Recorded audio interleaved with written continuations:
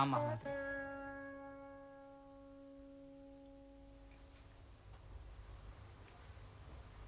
आपने मुझे यहाँ बुलाया महामंत्री? आचार्य विष्णुगुप्त, मैं आचार्यों का सम्मान करता हूं और तक्षशिला के आचार्यों का विशेषकर, इसलिए मैंने सम्मान पूर्वक आपको यहाँ बुलवाया। अन्यथा मेरी सूचना आपको मेरे सेवक भी दे सकते थे। यदि यह सम्मान योग्यता के कारण है तो मैं इसे स्वीकार करता हूँ, अन्यथा इसे मैं अस्वीकार करता हूँ। आचार्य विष्णुगुप्त, मैं आपको सावधान कर रहा हूं। यदि आपके आचरण के कारण मगध का अहित हुआ तो आपके साथ भी कठोरता पूर्वक व्यवहार किया जाएगा। इसका निर्णय कौन करेगा महामंत्री कि मेरा आचरण मगध का अहित कर रहा है?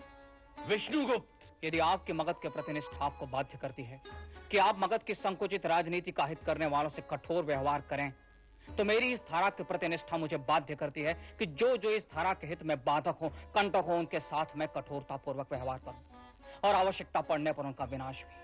आचार्य विष्णुगुप्त, आप अपनी जननी के साथ द्रोह कर रहे हैं। पाटलिपुत्र मेरी मातृभूमि नहीं है और नहीं है वह तक्षशिला, नहीं है वह मगध और नहीं है वह गांधार।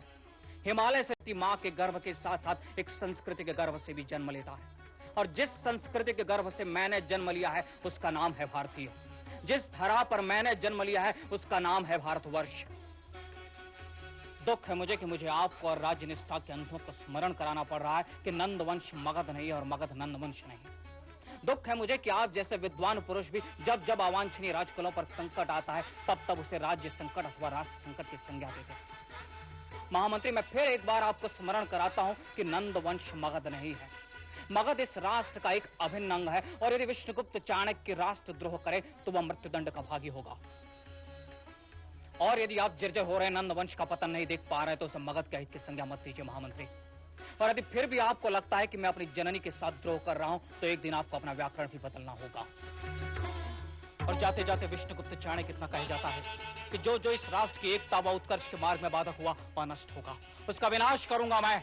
और जब तक मैं पुनः इस राष्ट्र को गौरवशाली नहीं देख लेता तब तक संभालो स्वयं को महामंत्री। प्रलय का आगमन हो रहा है और इस बार स्वर्ग के देवता भी उसका मार्ग नहीं रोक पाएंगे।